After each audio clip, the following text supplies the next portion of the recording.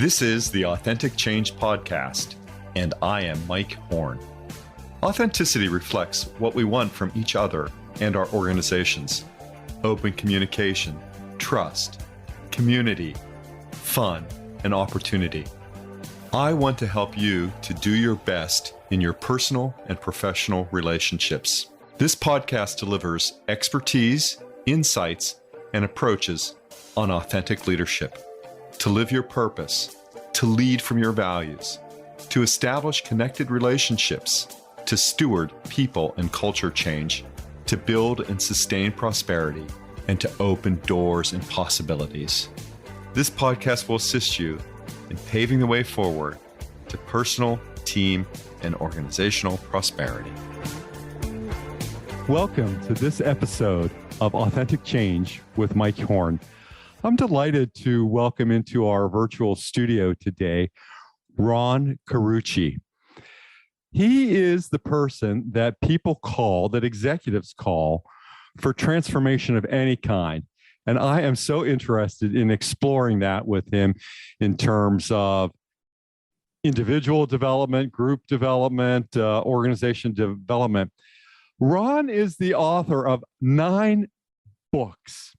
And he co-led a 10-year longitudinal study on executive transition. And I'm so curious about that, given all the work that I did with Bill Bridges early in my career, thinking about transitions and how those work in executive space. And he is co-founder and managing partner of Navalent. And again, working with CEOs and transformational change. He's taught at Fordham University Graduate School, organization behavior, and he's done adjunct work at the Center for Creative Leadership, and has a list of global clients, many of the names you'd recognize: AbbVie, Starbucks, Microsoft, Citibank. So Ron, what an incredible journey you've put together here. And I'm so looking forward to digging in with you to the subjects of integrity and authenticity and transition and transformation as a way of continuing to provide value to our audience and our listeners in this growing podcast. Ron, welcome. Hi, Mike. How are you? Thanks for having me. Great to be with you. I'm delighted that you're here. Can you tell us a little bit about yourself? I read some of those highlights, I think, which are so important. They're the iceberg, right? But what's underneath Ron Carucci, and how do we get there? So, I like many folks in this field, I recognize every day I have the incredible privilege of waking up and, expected to leave the world better than I find it. I get to accompany phenomenal leaders on their journeys of messy, complicated, scary, exciting adventures of change, and help architect those journeys so that they can be successful and do more of what they want to do in the world.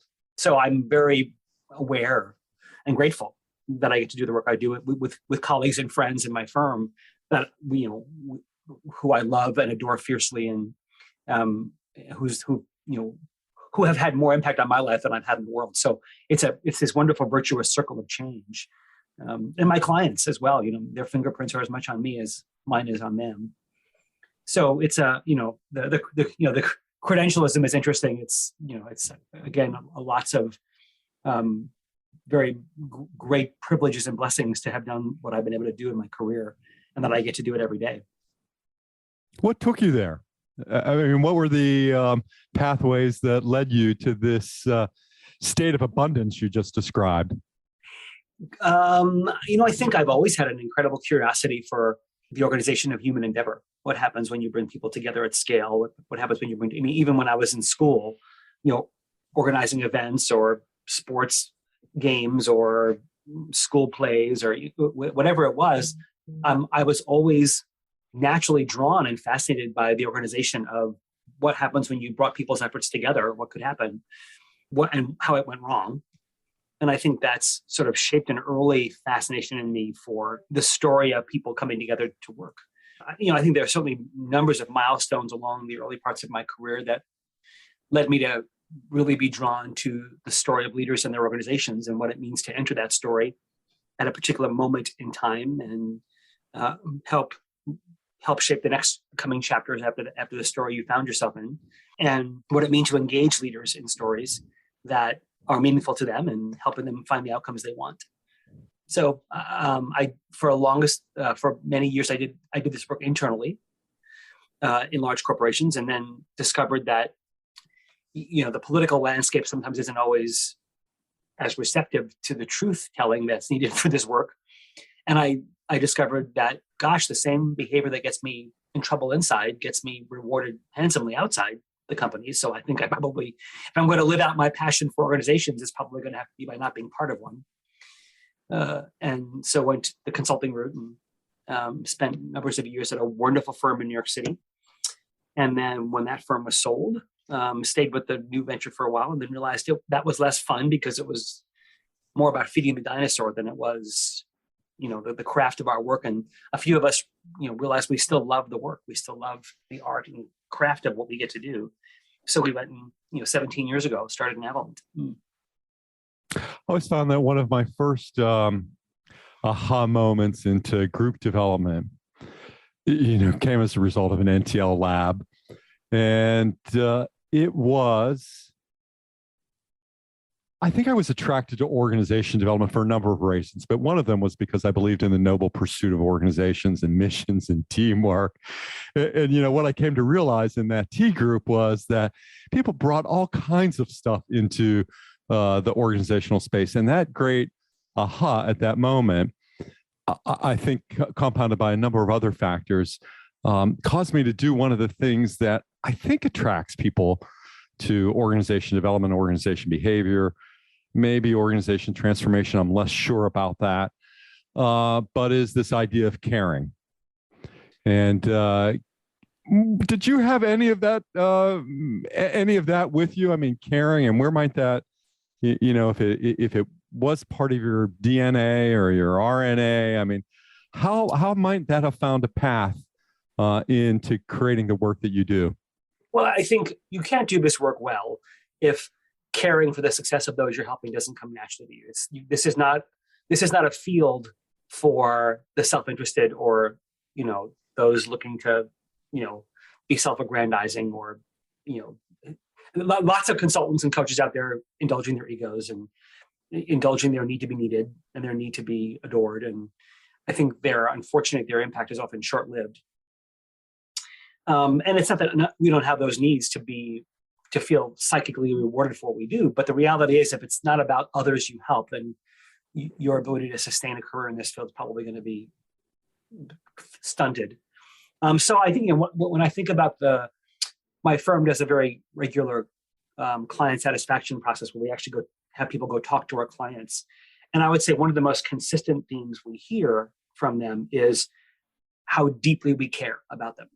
That they regardless of the weight or the depth or the scientific rigor or the thoughtfulness behind our solutions or behind our coaching or behind our work itself, behind that work, which lots of smart consultants can produce, they sense a genuine desire on our part for them to be successful.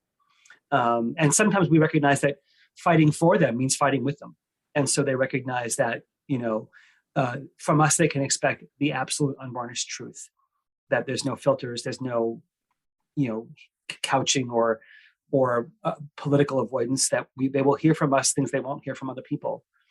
And that's one of the ways we show our care. Mm-hmm. All of that caring gets catalyzed when there's action that accompanies that, right? It's caring and a willingness to do some work, regardless of how that action might show up passively or, behaviorally. So how do you combine those two things with your, because I'm assuming, I'm going to guess as we get to the topic of integrity, that a lot of this arises out of your values, which sound that they're based in humanism. It's respect for the individual. It's attracting and growing inclusion by having diverse ideas and diverse people around you. So Yeah, let's start there with how the your values perhaps, and how they have show up in your work with clients and maybe in the leadership work that you've done at Navalent as well, Ron. I I think the place I'd start, Mike, is if I think about, you know, I, I always look when I want to better understand my leaders, I look for the thing that is their, what's their yes, and what's their no, what's the thing that where are their convictions residing. And for me, one of my no convictions is what I call wasted glory. I think about human potential, what it is to unleash the greatest parts of humans and help them become the greatest versions of themselves. When I see those paths wasted, whether collectively as an organization or individually by somebody's gross underachievement or inability to muster the motivation to grow and stretch, I ache when I can see the potential of what could be relative to how much it's someone or some group is languishing. And so for me, that's a fueled conviction of I want to close that gap. Now, I've come to understand that I can't care about that gap more than they do. Hmm. Otherwise, I'm really enabling them and making them more dependent on me than I should. But presuming that there's some conviction on their part to want to reach further ahead and become more than they have or get out of the ditch they found themselves in, I can then unleash my own convictions and care to help them find the right pathway for them, not the one that I think is right, but the one that they feel is right. And by helping them create options, by helping them see consequences of some choices and upsides of others. So that gives me great joy to watch people realize potential, to realize aspirations and dreams that they once believed were not possible. That's a big belief in growth and development and change. Well, you better have that if you're going to do this work. If possibility is not fueling what you do, no matter how many failures you've seen or how many leaders you've seen fall short, you can't be caught by the cynicism of, lots of plan change fails. We know the stats. We all have studied the 60, 70, 80% rules. Uh-huh. We know why, and we know why we get called in to clean up those messes. But still, for every one of those, I've also seen phenomenal successes. I've seen tremendous, surprises where organizations have arrived someplace that they collectively didn't believe they could, or resurrected themselves out of deep abysses that they once may have thought were fatal. So I know the upsides, and so you have to keep a positive vision for a good outcome in mind at all times. And as I've observed much of adult and executive development, growth, and change, so much of it is fraught with anxiety and fear and disappointment. Little of it is, I think, it's popularly referred to as, learning is fun. Most of this incurs some anguish in the midst of change. What do you think? Well, I think if it doesn't feel like it costs something, it's probably not worth it. By design, change is hard, right? The only people who like change are wet babies. But after that, even change we choose. We choose to move homes. We choose to learn to ski. We choose to lose weight. We all choose change. Forget about the change that's imposed on us or the change that we didn't choose. Even change we choose is difficult. We are comfort and predictability seeking machines as humans. We don't like being changed, or we don't like having to change. But even when we choose it, it's hard. That's there's a gap between now and next that we've identified. And so whatever muscles we have to create, if it wasn't hard to close, we'd already be doing it. And so by definition, and I would say we almost always underestimate the difficulty of the gap.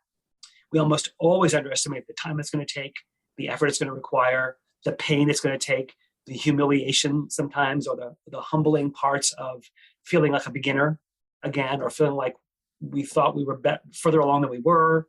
All the false summits that you discover that you realize, oh, I'm not finished yet. That's what makes the journey worth it. That's why when you achieve something, But when you reach some pinnacle that you set out to, it's that much more satisfying when you come to realize what it cost. So when I think about integrity, I think about it in ways that are common, that it is the real deal. It's the genuine article.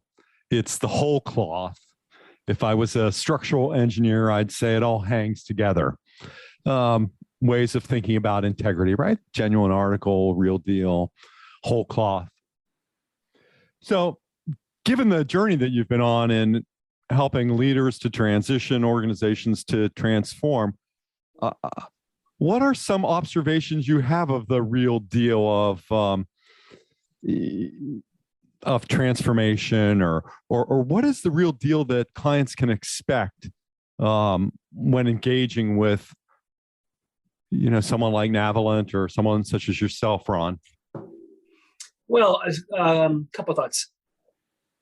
We just recently finished a 15-year longitudinal study where we interviewed more than 3,200 leaders to understand, could we predict under which conditions people would be the real deal, would tell the truth, behave fairly, serve a greater good, and under which conditions they wouldn't. We're all tired of the Toronto story. We're all now watching with sickening stomachs the better.org story of the mortgage company this week, with the guy came on and did what he did on the video. I literally just watched the video an hour before you and I started talking. It made me ill. Sorry about that. It's, it is what, but I don't need to tell those stories. There are plenty of stories of hero leaders we'd love to emulate, people living a sense of justice and truth and purpose. And I wanted to tell those stories. I wanted to find out the stories of leaders and organizations we'd be proud to work for. We'd love to be our boss. And so we did discover that there are, in fact, predictable conditions in which otherwise good-hearted people will do the wrong thing. And those conditions are hiding in plain sight in organizations. We also discovered that honesty is not a character trait. It's not a moral feature. It's actually a muscle. It's actually a capability. And if you want to be good at it, you actually have to work at it every day.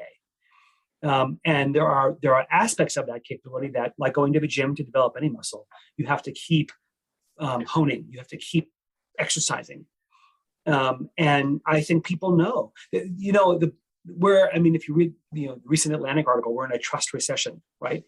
The last 18 months of a pandemic have certainly revealed, I don't know that the pandemic caused it, but I think it revealed it, that there are massive trust implications. I think a hybridized workplace with hybridized leadership now requires a different leveling up for leaders if they want to earn and keep the trust of those they lead. And to do that, it's no longer enough not to lie. It's no longer enough to be a good guy or a good woman. It's no longer enough to, even genuineness in and of itself isn't sufficient. We defined honesty in the book as truth, justice, and purpose, meaning that today you have to say the right thing, do the right thing, and say and do the right thing for the right reason. That's the minimum sufficient degree it takes to use your language, be the real deal, and to earn and keep the trust of people that are important to you. Sure. And I think that's what we often describe in authentic leadership, right? That trust is at the foundation of that. And yet, given what we're seeing, at least in the United States with the big quit or the Great Resignation, trust, as you pointed to the Atlantic article in this discussion, is eroding. And yet, we must have a selection problem with leadership. There's a 60-year, history that tells us that leadership skills they're not coincidental with technical skills, right? And yet most people get promoted because of their technical skills. And if there's one thing that's true is that if I don't, trust you, I won't think you have integrity. And if I don't think you have integrity, I won't trust you. And, how do we move beyond, I think, what's been the conventional wisdom to, don't lie, don't cheat, don't skimp. That's all advice that I would, think about in terms of integrity for myself, and to be generous, right, as well.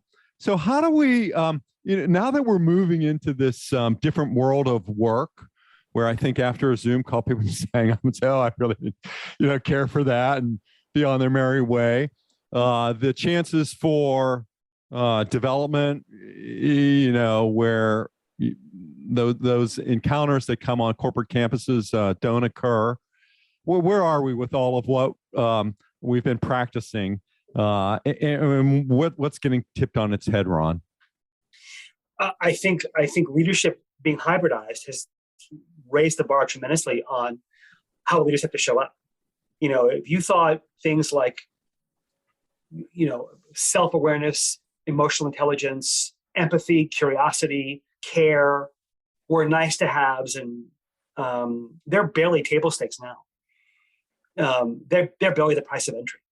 And I think the data in the Great Resignation, if you look at the work that some people are doing to actually understand why people are leaving, it's almost always not for the reasons companies think.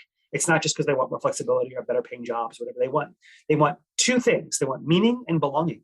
Yeah. And that's been consistent also in the organizational literature for a long, long time, right? It was always the sense of being in on things, the sense of being included as a number one motivator. What you didn't have, Mike, were tens of millions of people quitting, not when they don't. When yes, correct, yeah.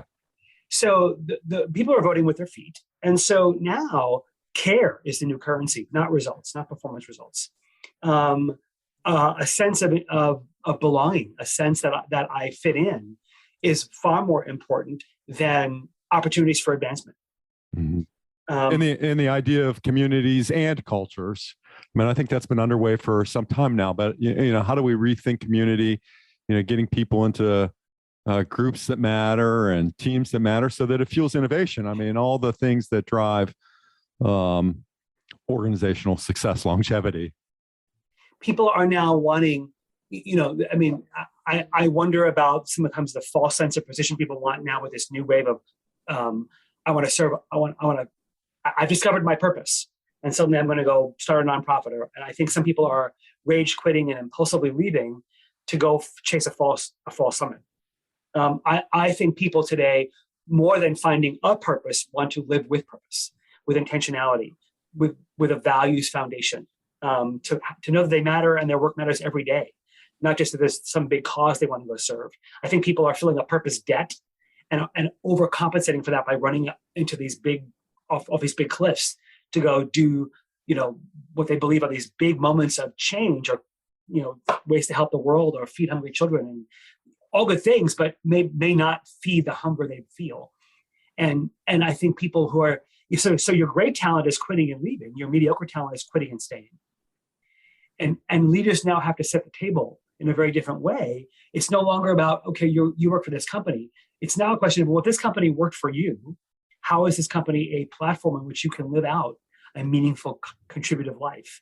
How is this company a platform for which you can do the best work you can and be the best version of yourself? And in turn, then your remit to us is a great level of performance around work that matters to us. That's a very different contract than I give you a paycheck, you give me work.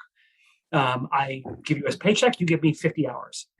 And so the contractual relationship, the implied contractual relationship between leaders and followers, between employees and employers, has so fundamentally been overhauled.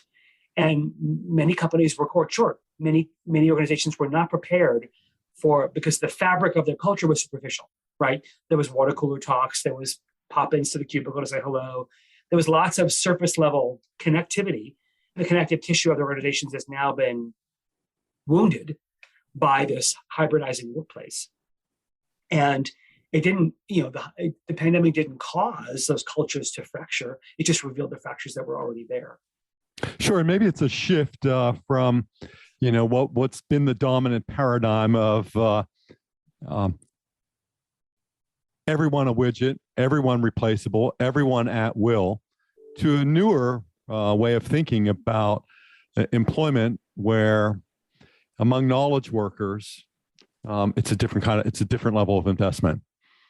It may change some outcomes in terms of how we think about trust in executive development. And Ron, I'm curious in that regard then, what do you think is on the horizon for executive development, given that much of what you described in terms of trust needs to be a table stakes game for today's leaders in this hybridized environment? I think we're headed for much deeper work. And what worries me about that, Mike, is that we have tens of thousands of coaches proliferating careers. You can go to JCPenney and get certified now, right? And coaches that are not prepared to take leaders into deeper places of their own story, to deal with pathologies, to deal with real issues that thwart their ability to connect with people, to thwart their ability to be vulnerable, that get in the way of their ability to make deeper connections with people and show care. And many leaders have spent decades covering all that stuff up and hiding it behind a veneer of confidence, behind a veneer of being an answer ATM, behind a veneer of leveraging technical, to your point before, technical muscles that are not really helpful to the job now. And so there's a lot of unlearning that has to happen, as well as new learning and new exploration of your own soul and your own story. And so our executive development efforts have got to include taking people on journeys inside their own story, inside their own souls, to better understand what is it I'm bringing to the table. What is it that how do I show up? How aware am I of my own triggers? How aware am I of how others experience me? And how other oriented am I? I can no longer confuse caring what people think about me with caring about people. It's now the wedge is going to get even wider there.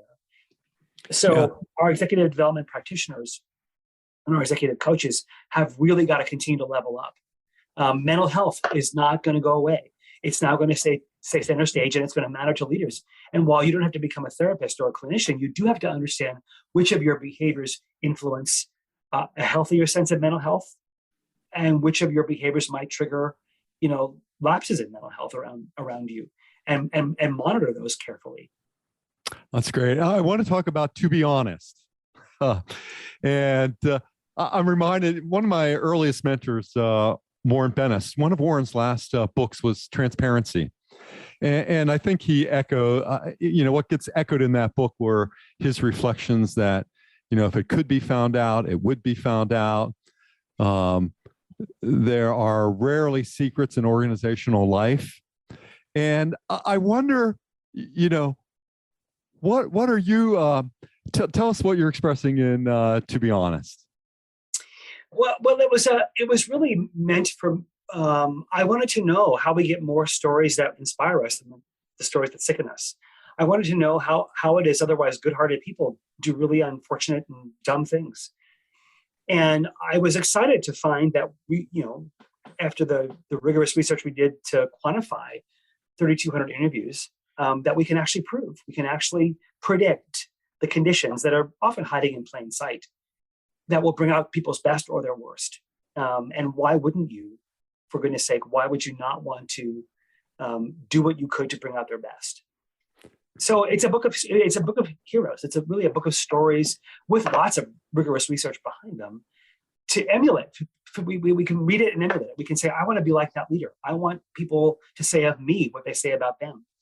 And it's a roadmap. It's meant to be a blueprint to say, if you want to create an environment in which people will say the right thing, do the right thing, and say and do the right thing for the right reasons, this is how you do it. And here's all these marvelous examples, all these marvelous organizations and leaders who have lit the path for us that we can follow. And Ron, what's one of your favorite stories in your book, To Be Honest? Gosh, there's so many that really just lit me up. And for your listeners, we actually did a TV series. We actually, when I did all the interviews with some of the luminaries in the book, we actually videoed those interviews and turned them into a TV series called Moments of Truth, which they can find on Roku, or they can find on the website tobehonest.net, where the book is featured. You can watch all 15 episodes. One of them was Hubert Joly, his turnaround leadership of Best Buy, and who he is as a human being and how he did it. He's become an incredibly a close colleague and friend, and he's also become somebody, as I study him more, somebody whose leadership I deeply treasure for the impact he's having in the world now, post his time at Best Buy. So, the purposeful and intentional way he went about taking a company back from the brink by going against all the grains of common prevailing wisdom about what to do when a company is near bankruptcy. He did just the opposite of a lot of those things. And of course, the story speaks for itself. And if we were to think about the pathways that you illuminate in To Be Honest in consideration or at the intersection with integrity, and thinking about integrity as congruency of words and actions, and even better, thoughts, words, and actions. Where does that begin to take us as we think about our authenticity in the workplace and our integrity? Well, one of the findings in the research was about the word integrity comes from the Latin derivative of the word whole, right? It means there's a sense of wholeness, and a clear identity, being who you say you are, was one of the factors that multiplicatively will get you more honesty or not. So if there is consistency between who you say you are and what you do as an individual leader or organization, you are 3 times more likely to have people be honest. Yeah, you're happier too. Well, the data the great news about the neuroscience is that our brains are hardwired for honesty. Mm-hmm. The problem is we don't have, like our cell phone devices, we don't have a button that says restore factory settings.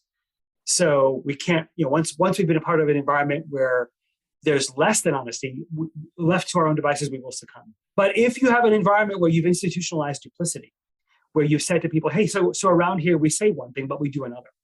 You say you value this, but you actually behave this way. You've now told people it's perfectly okay to say one thing and do another. Now you're 3 times more likely to have people be dishonest because you've told them it's okay.